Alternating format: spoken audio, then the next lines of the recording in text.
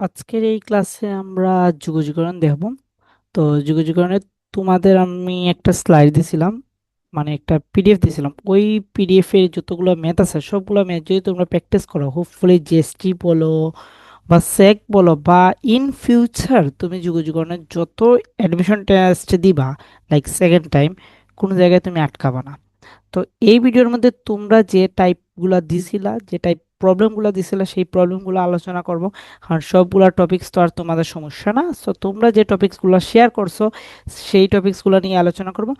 Plus আমি যে পিডিএফটা দিছিলাম ওই পিডিএফ থেকে টাইপ অনুযায়ী সেকের কোন কোন টাইপে আসছে সেই প্রশ্নগুলো আমরা একটু সলভ দেখব। ঠিক আছে? তো চলো আমরা শুরু করি। তো এইখানে তোমাদের প্রবলেম টাইপ ছিল যে তোমাদের যে আমি যে পিডিএফটা দিছিলাম এখানের মধ্যে তোমরা বলছো যে টাইপ 13, 16, 17 এবং 19 এই চারটা টাইপ তোমরা বুঝো নাই। হোপফুলি মেবি 22টা টাইপ ছিল, তো তোমরা বুঝো নাই। সো এই ক্লাসের মধ্যে আমি এই চারটা টাইপ প্লাস সেকে যে যে টাইপ থেকে প্রশ্ন আসছে সেই টাইপ নিয়েই আলোচনা করব। ঠিক আছে? আর আজকে হচ্ছে আমাদের তৃতীয় সাইকেলের প্রথম ক্লাস, বা টোটাল যদি আমি বলি আমাদের কোর্স, এই কোর্সের 22 নং ক্লাস এইটা যুগজীকরণের। তো দেখে নাও এইখানে আমাদের টপিকস অ্যানালাইসিস দেয়া আছে। যেমন টাইপ 3, আমি যে পিডিএফটা দিছিলাম ওই পিডিএফ এর টাইপ 3 থেকে সেকের 23-24-এ দুইটা কোয়েকশন আসছে এবং 28-19-এ একটা আসছে। তারপরে টাইপ 5 থেকে আসছে 24-25-এ একটা আসছে। দেন টাইপ 9 থেকে আসছে আমাদের একটা 24-25-এ। দেন 13, 16, 17 এইখানে কোনো প্রবলেম আসে নাই, যা তোমাদের প্রবলেম, বাট সেকে আসে নাই আর কি। টাইপ 19 থেকে সেকে আসছে। দেন টাইপ 22 থেকে আসছে। এখন মনে হইতে পারে এইগুলা তো সেকে আসছে, আচ্ছা আর কি কোনো কিছু থেকে আসে নাই? হ্যাঁ, সেকে আরও কিছু ইনক্লুডেড কোয়েকশন আসছে, বাট সেগুলা নির্দিষ্ট যুগ হচ্ছিল যেগুলা ক্যালকুলেটর দ্বারা করলেই পারবা। সো আমি তোমাদের এই ভিডিওর পিন কমেন্টে আমরা নির্দিষ্ট যুগে যে যে ক্যালকুলেটর হ্যাক্স এইটা আমি দেখিয়ে দিব, এইটার মানে ভিডিওর লিঙ্কটা দিয়ে দিব, তোমরা দেখে নিতে পারো, বা তোমাদের টেলিগ্রাম গ্রুপে আমি ভিডিওটা দিয়ে দিব। সো তোমরা দেখে নিতে পারো নির্দিষ্ট যুগের।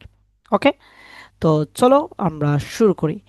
তাহলে দেখো আমাদের টাইপ থ্রির ফর্মুলাটা দেখো। টাইপ থ্রির ফর্মুলাটা হচ্ছে, যদি এই একটা ফাংশন বা এই একটা যাই বলো না কেন ফাংশন, এই ফাংশনের অন্তরজ যদি উপরে থাকে, এই ফাংশনের অন্তরজ যদি ওপরে থাকে, তাহলে তুমি লিখতে পারো ডিরেক্ট লন এফ। আর অনির্দিষ্ট যুগজ হলে আমরা জানি কি প্লাস সি দিতে হয়। তার মানে কি, নিচের যে ফাংশনটা থাকবে সেই ফাংশনের অন্তরে যদি উপরে থাকে, তাহলে আমরা অন্তর তার যুগজ লিখতে পারি লন এফ প্লাস সি। সিটা আসছে অনির্দিষ্ট লিমিট থাকা, যদি নির্দিষ্ট লিমিট হয় মানে নির্দিষ্ট যুগজ হয় তাহলে তো আমাদের লিমিট থাকবেই, দ্যাটস ওয়াই তখন আর সি ইউজ করতে হবে না। তাহলে চলো এই ফরম্যাটের যে প্রবলেমগুলো আসছে এই প্রবলেমগুলো আমরা দেখি। প্রবলেম, প্রথম প্রবলেম যেটা সেক 23-24 আসছে, এইখানে কি বলছে দেখো। এখানে বলছে নির্দিষ্ট লিমিট যেহেতু বা যুগজ যেহেতু, সেহেতু আমাদের কি আসবে না, প্লাস সি আসবে না। যাই হোক, এখন এইটা মনে হইতে পারে যে এই তো নিচের ফাংশন 1 + e⁻x। তাহলে এইটাকে আমরা একবার অন্তরীকরণ করি তো। এটাকে ধরলাম আমরা এফ। ওকে, এটাকে যদি আমরা একবার অন্তরীকরণ করি তাহলে এফ প্রাইমের ভ্যালু কি আসে? 1-এর অন্তরজ কত জানি আমরা 0, আর এক্স এর অন্তরজ কত আমরা জানি এক্স। তাহলে দেখো তো এখানে এক্স আছে কি না। তার মানে ফরম্যাটটা কি দাঁড়াইলো আমাদের, দেখো তো, যে এইটা এফ প্রাইম দেন হচ্ছে এফ ডিএক্স দাঁড়াইলো না। তাহলে আমরা এটাকে কি লিখতে পারি, লন এফ লিখতে পারি। তাহলে লিখো এটার আনসার কি হবে, তাহলে লন, ঠিক আছে, 1 + e⁻x। এখন যেহেতু নির্দিষ্ট যুগজ অর্থাৎ লিমিট আছে, তার মানে এইটাকে লিমিট বসিয়ে দাও, লন টু দেন হচ্ছে 0। তার মানে আমরা প্রথমে কি ইউজ করি, প্রথমে আপার লিমিট ইউজ করি, দেন আমরা কি ইউজ করি, লোয়ার লিমিট ইউজ করি। তাহলে লন দেন হচ্ছে 1 + লন টু। ওকে, দেন মাইনাস লন 1 + e⁻0। তার মানে এখানে কি আসবে, এই যে লন টু এটার ভ্যালু আসবে 2 আর কি। তার মানে লন 1 + 2 মাইনাস লন 1 + 1, দ্যাটস মিন লন 3 মাইনাস লন 2। এইটাকে চাইলেই আমরা লিখতে পারি লন 3/2। এই হচ্ছে এইটার আনসার। তো হোপফুলি এইটা বোঝা গেছে। এটা চাইলে কিন্তু তুমি ক্যালকুলেটর দ্বারাই করতে পারো, ভিডিওর ডেসক্রিপশনে বা ভিডিওর পিন কমেন্টে তোমরা ক্যালকুলেটর হ্যাক্সের বা ক্যালকুলেটর ট্রিক্সের ভিডিও লিঙ্কটা পেয়ে যাবে, সেটা দেখে এইটার ক্যালকুলেটর করতে পারো। এখন ক্যালকুলেটরে করলে এইখানে লন 3/2 আসবে না, ক্যালকুলেটরে করলে ধরো লন 3/2 এর ভ্যালু কত আসে আমি বলে দিই। লন 3/2 এর ভ্যালু আসে হচ্ছে 0 পয়েন্ট, এইটার ভ্যালু ক্যালকুলেটরে করলে তোমরা দেখবা এইটার ভ্যালু আসবে 4.05। ঠিক আছে, এইরকম সামথিং একটা রেজাল্ট দিবে। এখন তোমাদের প্রশ্ন জাগতে পারে যে আমি যদি পরীক্ষার হলে 4 পয়েন্ট অর্থাৎ 0.405 আমি যদি পরীক্ষার হলে দিয়ে দেই, তাহলে কি এইটার আনসার হবে কি না, এটার আনসার হবে কি না, এটা তোমাদের মনে একটা প্রশ্ন জাগতে পারে। তো এর সহজ একটা কথা বলে দেই। এই যে আমি যে ফর্মুলাটা দেখিয়ে দিছি, ln 3/2, পরীক্ষার হলে তুমি যদি প্রশ্ন পাওয়ার পর এই টাইপের প্রশ্ন যদি আসে এবং প্রশ্ন পাওয়ার পর তোমার যদি মনে হয় না এইটা আমি করতে পারবো, তাহলে তুমি ln 3/2 লিখবা। আবার বলছে যদি প্রশ্ন পাওয়ার পর তোমার যদি মনে হয় না এটা তুমি পারো, এটা তুমি সলভ করতে পারবা ফর্মুলা ওয়াইজ, তখন তুমি ln 3/2 লিখবা। এখন তোমার যদি মনে হয় না এটা তুমি পারবা না বাট এটা নির্দিষ্ট যুগজ, দ্যাটস ওয়াই ক্যালকুলেটর দ্বারা করা যায়, তাহলে তুমি ক্যালকুলেটর দ্বারা করে আসবা। কখন করবা ক্যালকুলেটর দ্বারা? যখন তুমি পারবা না। আর যখন তুমি পারবা তখন তুমি ফর্মুলা দ্বারা করবা। কেন আমি কথাটা বলছি দেখো, আমাদের যখন এডমিশন টেস্টে হয় আনসার শিট যখন প্রোভাইড থাকে দেখবা মোস্ট অফ কেসে আনসার আর দেখবা যে ln 3/2 দেওয়া আছে। ঠিক আছে, তো স্যারের কাছেও যে আনসার শিটটা আছে সেটা আমার আইডিয়া বা আমার থিঙ্কিং যে ln 3/2 দেওয়া আছে। এখন তুমি লিখলা 0.405, এখন স্যারের কাছে হয়তো বা স্যার যখন পেপার দেখছে ক্যালকুলেটর নাই, স্যার তোমার এই আনসারটা জাস্টিফাই করে নাই, স্যার দেখছে তুমি ln 3/2 লিখো নাই, 0.405 লিখছো, তাহলে স্যারে মানে অজ্ঞাতবশই হোক বা জ্ঞাতবশই হোক তোমার এটা ডিসকোয়ালিফাই করে দিতে পারে। ওকে, সো নেগেটিভ মার্কিং নাই বাট ডিসকোয়ালিফাই করে দিতে পারে। ধরো তুমি ফর্মুলাটা জানতা, তারপরে তুমি ক্যালকুলেটর দ্বারা ইউজ করছো, তখন তুমি কি, তুমি শিওর একটা মার্কস হারাইলা, নেগেটিভ পাইছো না বাট তুমি তো শিওর একটা মার্কস হারাইছো।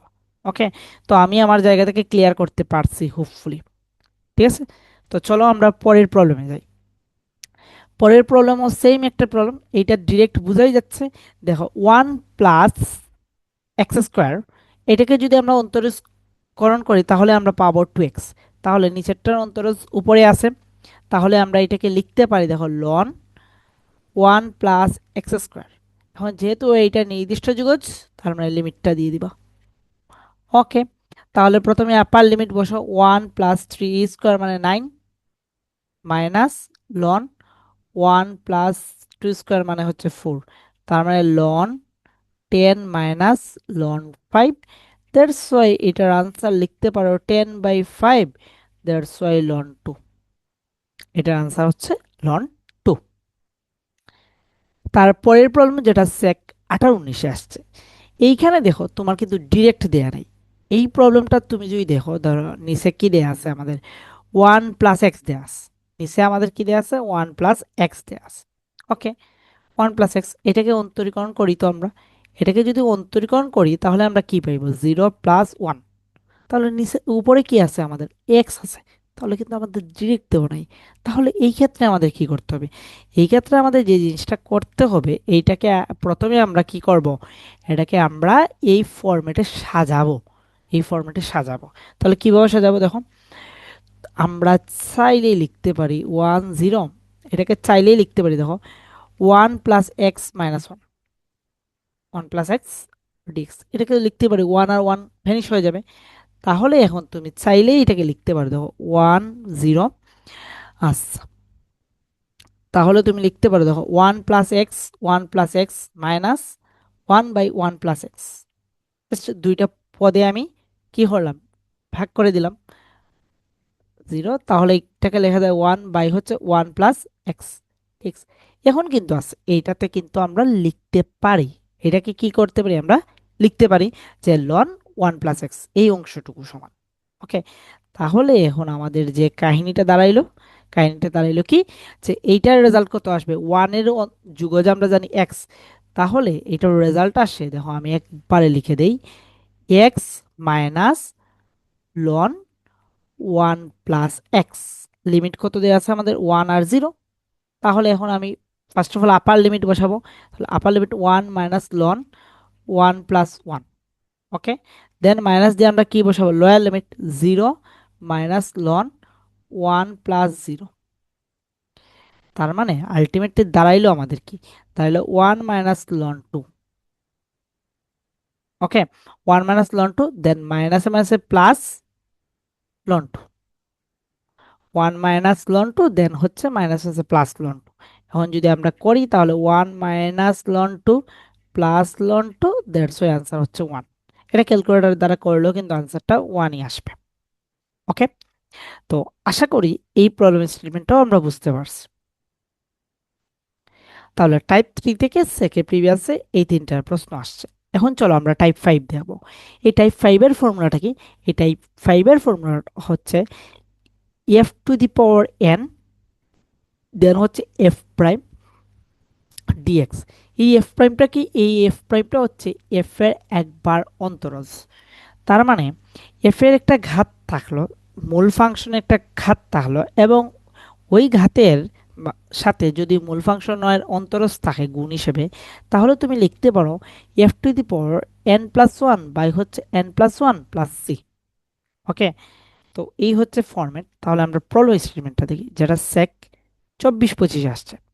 দেখো এইখানে সাইন কিউব এক্স, ওকে, দেয়া আছে। তাহলে সাইন এক্সটা হচ্ছে আমাদের মূল ফাংশন। সাইন এক্স কে যদি আমরা একবার অন্তরীকরণ করি তাহলে আমরা কি পাই, কজ এক্স পাই, কজ এক্স পাই। তাহলে এফ কিউব আর এফ প্রাইম দেওয়া আছে, এফ কিউব আর এফ প্রাইম, তাহলে সূত্র অনুযায়ী কি হবে, f⁴n+1 অর্থাৎ 3+1 বাই হচ্ছে আমাদের কি n+1। তার মানে এইটাকে আমরা লিখতে পারি, দেখো sin⁴ বাই হচ্ছে 4। ওকে, তাহলে এইটার রেজাল্ট আসবে sin⁴ বাই হচ্ছে 4। যেহেতু আমাদের নির্দিষ্ট যুগজ, তার মানে লিমিটটা দিতে হবে π/2 দেন 0। আচ্ছা, এখন তাইলে বসাবে 0, বসাইলে আনসারটা 0ই আসবে। তার মানে শুধুমাত্র π/4ই বসাও, π/2 এ বসাও।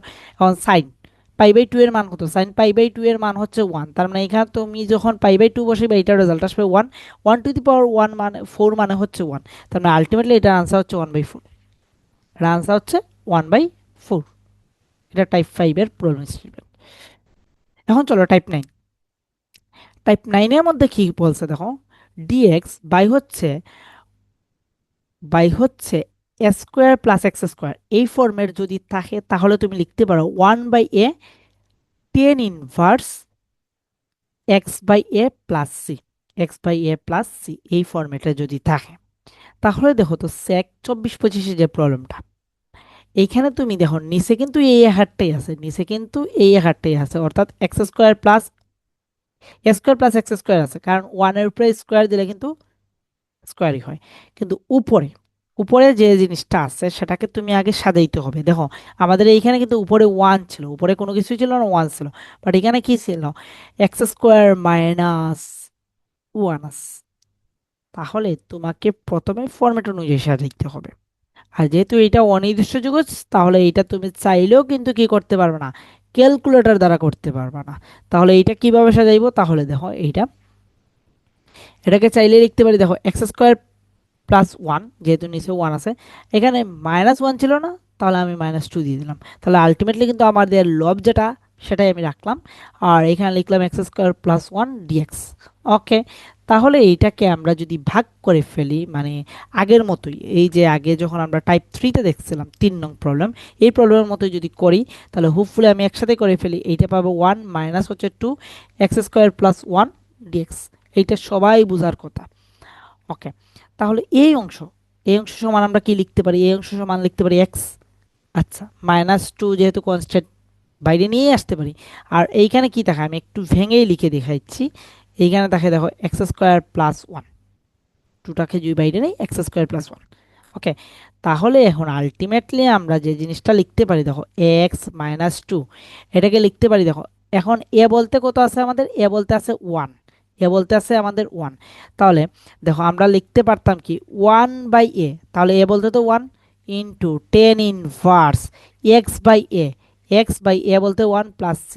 তার মানে আলটিমেটলি আনসারটা হচ্ছে x - 2 tan inverse x plus C, এইটাই হচ্ছে তোমার আনসার। এটাই হচ্ছে তোমার আনসার। ঠিক আছে, আশা করি বুঝতে পারছো। একই প্রবলেম, দুইবার লিখলাম। আচ্ছা, এখন আসো টাইপ 13। টাইপ 13তে কি বলছে দেখো, টাইপ 13তে বলছে যদি এইখানে এ এবং এইখানে জিরো, সেম আকারে লিমিটটা থাকতে হবে।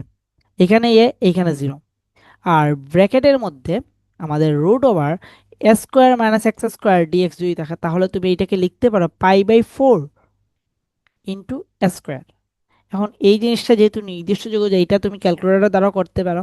আর আমাদের যে ক্যালকুলেটর অনেক স্লো, দেখবা এইটা ক্যালকুলেটর তুমি যখন ইনপুট দিবা, এটা করতে, এটা রেজাল্ট দিতেই প্রায় 2 মিনিটের মতো সময় চলে আসবে। যেমন আমার কাছে আছে ইএস মডেলের ক্যালকুলেটর, এটা দ্বারা আমি ট্রাই করছিলাম এই স্লাইড বানানোর সময়। তখন দেখছিলাম প্রায় দেড় থেকে 2 মিনিট টাইম যায়। বাট এইটা তুমি যদি এই ফরম্যাটটা মনে রাখতে পারো, তাহলেই তো তোমার ইজি হয়ে গেল, জাস্ট তুমি স্কোয়ারের রেজাল্টটা বসাবা। তাহলে আমরা দেখি জিনিসটা কিরকম আছে। দেখো এখানে কি বলছে, ইন্টিগ্রেশন অফ 7। এই দেখো এখানে বলছিলাম এ, দেন 7 এর স্কোয়ার মানে কত, 49। এই দেখো 49 মাইনাস এক্স স্কোয়ার আছে। তাহলে এটা কি লিখতে পারি আমরা, পাই/4। মানে ফর্মুলায় আমরা কি জানি, যে পাই/4 জানি, ইন্টু কি জানি আমরা, এক্স স্কোয়ার। তার মানে কি দাঁড়াইলো, দেখো পাই/4 ইন্টু হচ্ছে আমাদের 49, ইন্টু হচ্ছে এক্স স্কোয়ার। তার মানে সেটা হচ্ছে আমাদের 49 পাই/4। হোপফুলি আমরা এটা বুঝতে পারছি। এটা বুঝতে কারো কোনো সমস্যা থাকার কথা না।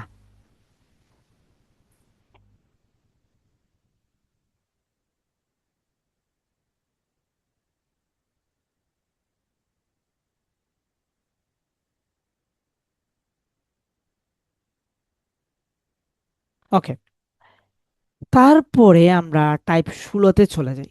টাইপ 16টাও এগেন ইন্টারেস্টিং একটা প্রবলেম। এটাও শর্টকাটেই তুমি বলতে পারো। এখানে দেখো পাই/2ই থাকতে হবে। ফার্স্ট অফ অল এখানে লিখে দিছে আমি ডিটেলস। এখানে তোমার পাই/2 আর এখানে জিরোই থাকতে হবে, পাই/2 আর জিরোই থাকতে হবে। আর এইখানে ফাংশন হিসেবে সাইন বা কোস থাকতে হবে, সাইন বা কোস থাকতে হবে। এখন দেখো সাইনটা হোক বা কোসটা হোক, আর পরেরটাতেও সেম, লিমিটটা কিন্তু পাই/2 আর জিরোই থাকতে হবে। আর ফাংশন হিসেবে সাইন বা কোস থাকতে হবে, আদারওয়াইজ এনাদার কোনো ফাংশনের ক্ষেত্রে এই ফর্মুলাটা অ্যাপ্লিকেবল না। ওকে, আচ্ছা, তখন ধরো সাইনের পাওয়ার এন দেওয়া আছে, এখানেও সাইনের পাওয়ার এন দেওয়া আছে। আর প্রথম কেসে যদি জোড় সংখ্যা হয় আর দ্বিতীয় কেসে যদি বিজোড় সংখ্যা হয়, তাহলে ফর্মুলাটা কি দেখো, n-1/n into n-3 by n-2 into n-5 by n-4 dot dot dot n/1/2। আর যদি জোড় হয় তখন তোমার পাই/2টা গুণ হয়ে যাবে। আর যদি বিজোড় হয় তাহলে 2/3-তে এসেই স্টপ হয়ে যাবে, কোনো পাই/2 গুণ হবে না। এই হচ্ছে বেসিক যে ডিফারেন্সটা। চলো আমরা এই রিলেটেড প্রবলেমটা দেখি। দেখো এইখানে কিন্তু পাওয়ার কি আছে, জোড় আছে। তার মানে আমাদের শেষে গিয়ে কি হবে, আমাদের পাই/2টা অ্যাড করে দিতে হবে। তাহলে ফর্মুলাটা কি ছিল, n-1/n। তাহলে n বলতে কি আছে, আমাদের 6 আছে। তাহলে দেখো n-1 6, সরি 5/6, দেন হচ্ছে আমাদের কত, 3/4, দেন হচ্ছে আমাদের কত, 1/2। তাহলে আমাদের কিন্তু শেষ পর্যন্ত কোথায় যেতে হবে, 1/2-তে। আমরা 1/2-তেই চলে আসছি। দেন আমরা পাই/2 অ্যাড করে দেব। তার মানে এইটা দাঁড়াইলো কি, আর এটা দাঁড়াইলো আমাদের, এটা কি দাঁড়াইলো, টু। তার মানে আমরা লিখতে পারি 8/32, 5 পাই/32 শেষ আনসার। এটা আনসার হচ্ছে 5 পাই/32। বুঝা গেল? এই দেখো, আমি দেখো n-1 মানে 6 ছিল, 6 - 1 মানে 5। দেন হচ্ছে n-3 মানে 6 - 3 মানে হচ্ছে কত, 6 - 3 মানে হচ্ছে আমাদের 3। দেন হচ্ছে 1/2 মানে, বা 6 - 5 করো 1। সেম ফরম্যাট অ্যাপ্লাই করছি, আনসার চলে আসছে। তাহলে আমরা এটা বুঝতে পারছি। এখন যদি বেজুর হইতো, তাহলে দেখো এখানে সাইন ফাংশন আছে, বেজুরও আছে, সেম ফরম্যাট। এখন কিন্তু পাই/2 অ্যাড করতে হবে, তাহলে এখন রেজাল্টটা কি হবে দেখো, 7 6, দেন হচ্ছে আমাদের 4 5, দেন হচ্ছে আমাদের 2। ওকে, তাহলে আমাদের 2/3 পর্যন্ত এসে কিন্তু স্টপ হয়ে যেতে হবে। তাহলে আনসারটা দাঁড়ালো 4 16, আর এইটা হচ্ছে কত, 35। তাহলে আনসারটা হচ্ছে 16/35, শেষ। আনসারটা হচ্ছে 16/35। তো হোপফুলি আমরা টাইপ 16টা বুঝতে পারছি সবাই, কারো কোনো ডাউট থাকার কথা না, তোমাদের এটা প্রবলেম ছিল। এখন আসলে টাইপ 19। টাইপ 19-এ কি বলছে দেখো, এক্সপোনেনশিয়াল ফাংশন। আর এইখানে এক্সপোনেনশিয়াল ফাংশনের যে পাওয়ারটা আছে, এই পাওয়ারের যদি অন্তরে যেখানে থাকে, তাহলে ডিরেক্ট এক্সপোনেনশিয়াল ফাংশন নিয়ে তুমি লিখতে পারবা। ওকে, তাহলে দেখো এইটার রিলেটেড যে ম্যাথটা সেক 16 17-তে আসছে, এই রিলেটেড ম্যাথ। তাহলে দেখো আমাদের কি বলছিলাম যে e⁻f ইন্টু এফ প্রাইম যদি থাকে, তাহলে আমরা এটাকে লিখতে পারি e⁻f। তাহলে এইখানে দেখো টেন ইনভার্স এক্স আছে, e⁻f বলতে কত আছে আমাদের, টেন ইনভার্স এক্স আছে। টেন ইনভার্স এক্স কে যদি একবার অন্তরীকরণ করি, তাহলে আমরা লিখতে পারি 1/1 প্লাস এক্স স্কোয়ার। তাহলে এখানে কি আছে, এক্স স্কোয়ার প্লাস ওয়ান আছে না, তার মানে 1/x² প্লাস ওয়ান আছে না। তাহলে এই টার্মটা কি এফ প্রাইম আছে না, তার মানে e⁻f ইন্টু এফ প্রাইম আছে না। তাহলে তুমি এইটাকে লিখতে পারো, দেখো e⁻f বলতে tan inverse x plus C, যা সেক 16 17-তে আসছে। আশা করি আমরা বুঝাইতে পারছি এটা টাইপ 19টা, কোনো প্রবলেম থাকার কথা না। ওকে, তাহলে চলো এখন আমরা নেক্সট টাইপে মুভ করি। আমাদের নেক্সট টাইপ হলো এরিয়া রিলেটেড। এই এরিয়া রিলেটেড টাইপ 22-এর মধ্যে আছে, 22 23 অ্যাড করে দেওয়া আছে। সো আমি এখানে টাইপ 22-এর মধ্যে ঢুকিয়ে দিলাম। ফার্স্ট অফ অল দেখো, y² = 4x and y = mx। প্রথমে হচ্ছে y এর উপরে যদি স্কোয়ার থাকে, একটা পরাবৃত্ত, পরাবৃত্ত এবং একটা সরলরেখা, মূলবিন্দুগামী সরলরেখা দ্বারা আবদ্ধ ক্ষেত্রের ক্ষেত্রফল হচ্ছে 8 স্কোয়ার/3m³। এই এমটা কি, যে আমাদের মূলবিন্দুগামী যে সরলরেখাটা আছে তার ঢাল। ওকে, তারপরে দেখো আরেকটা যে পরাবৃত্ত লিখছি, এই পরাবৃত্তের ক্ষেত্রে এক্স এর উপর স্কোয়ার। দুইটা কিন্তু পরাবৃত্তই, বাট একটা ওয়াই এর উপরে স্কোয়ার আর একটা হচ্ছে কি আমাদের এক্স এর উপরে স্কোয়ার যদি থাকে। এই ক্ষেত্রে এখানে m³ ডিভাইডেড হিসেবে ছিল, মানে হরে ছিল। পরের ক্ষেত্রে m³ কোথায় চলে যাবে, লবে চলে যাবে, আর বাকি সবগুলোই ঠিক আছে। বুঝতে পারছি। আর যদি দুইটা প্যারাবোলা পরস্পরকে তোমার আবদ্ধ করে, তাহলে তার ক্ষেত্রফল হচ্ছে 16 স্কোয়ার/3। তাহলে চলো আমাদের সেকেন্ড এই প্রবলেমটা দেখি। এখানে কি বলছে দেখো, y² = 4x ও y = x আবদ্ধ ক্ষেত্রের ক্ষেত্রফল কত। তাহলে এইটা কোন ফর্মুলায় পড়ছে, এইটা আমাদের 1 নং ফর্মুলায় পড়ছে। তার মানে এইটার ফর্মুলাটা কি হচ্ছে, ক্ষেত্রফলটা এরিয়াটা, এরিয়াটা হচ্ছে কি আমাদের 8 স্কোয়ার/3m³। তাহলে y mx, তাহলে m বলতে আমাদের কত আছে, এখানে 1 আছে, কোনো কিছুই নেই। আচ্ছা 4, ফর্মুলার 4 ছিল, এ বলতে কত আছে আমাদের 1 আছে, 4ax, অর্থাৎ 4 ইন্টু 1 ইন্টু। তার মানে এখানে লিখতে পারি দেখো 8 × 1² 3 × 1³ তার মানে আলটিমেটলি এইটার আনসার হচ্ছে 8/3। এটার আনসার হচ্ছে 8/3, যা সেক 19 20 আসছে। ওকে, তারপরে আর কোনো কিছুই নেই। Thank you. এই ছিল তোমাদের যুগজীকরণে তোমরা যে প্রবলেমগুলো শেয়ার করছিলা, এই প্রবলেম প্লাস যুগজীকরণে আসা সেকের এই ফর্মুলা অনুযায়ী কোন কোন প্রবলেম আমরা অ্যাপ্লাই করতে পারি। এখন তোমাদের অনেকের প্রশ্ন যে সেকে কি যুগজীকরণ থেকে এই প্রশ্নগুলোই আসছে?